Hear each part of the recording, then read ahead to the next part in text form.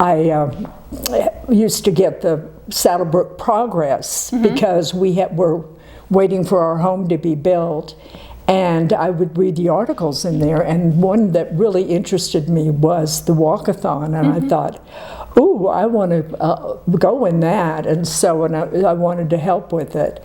So I contacted Judy Butcher, who had who was in charge of the walkathon, and I said, oh, I'd like to help with the walkathon.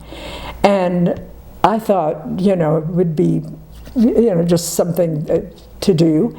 And she said, oh, yes, we do need help. And she gave me a list of organizations and businesses to call and ask to donate money. And I said to her, oh, I don't do that. And she said, well, that's the only job that we have. And this is to put sponsors' names on the t-shirts. So I just had never asked for money, and I thought people would hang up on me. And so I would call, and they were so nice. And then when they heard what we were doing, giving school wardrobes to children, oh yes, they really wanted to help. Well, I started helping out at Kids Closet when it started up after the first of the year that year. And we were up at Mammoth in one classroom with supplies stacked to the ceiling in the middle of the room, and 4 dressing rooms tucked in 2 corners, and hopping over each other, especially the guys doing shoes. They were in the far aisle, and if you had to go that way, you had to step over them.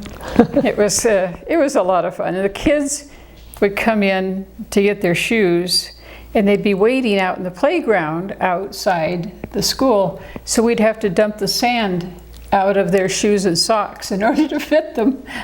And everybody would laugh about that one. As we got organized and had more children, then we had a team of buyers who'd go twice a year, and they'd work online. And then the shoes would come in huge shipments, and we'd have to make sure that same size was in the box and take the stuffing out of the toes before we could put them on the warehouse shelves. So that was a job for somebody else to do. And eventually, after several years of helping, I became a manager at Kids Closet, and we moved from there to the junior high school. And then when that building started leaking and having huge issues, the board decided to build up in Mammoth, and Paula Morgan and several others worked with a contractor and got it done for us. Money was raised by, we had a grant writer who would apply for grants for us. We had the walkathon, and gosh, what did we do? We had home tours. Oh, yes, we did home tours twice a year if we could. Raffles. We just scrounged for money everywhere, and then there were ways individuals would sponsor wardrobes. Like you would say, I'm going to sponsor wardrobes for 3 children, and then you would donate the money. And it was just always looking for some way to get some money. I had a neighbor, Ann Leonard, who was very, very active in Catalina, and she was a whirlwind. And she called me one day, and she said, I think Community Outreach and Catalina Community Resources ought to get together and open a thrift store in Catalina. And so I went, oh no. And so we went to the board, and I just told the board, I said, look, this woman is a dynamo. And if she says that she wants to open a thrift store, there will be a thrift store. And the following year, we will be just running after her to catch up. So I would suggest that we look into this and go together with her on it. Anne wanted to call the store the Golden Goose, because it would be the gift that would keep on giving, because it would just make money for us and would continue to grow, and she was right about that. Yep. What about being involved in SBCO has brought you the most joy? Oh. Friendships.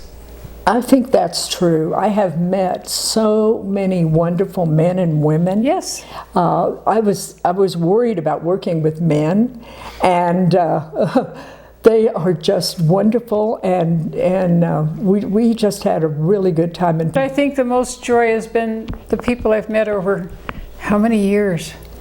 24 years? yes, that's right, 24 years. And my husband too. He had a lot of fun too. So, speaking of your husband. Speaking of my husband, this is the year in 2017 when we were Volunteers of the Year. And Bud was a tutor up at the high school, and he thought calculus was fun. So he tutored calculus and one of the other high maths, and it went well for several years.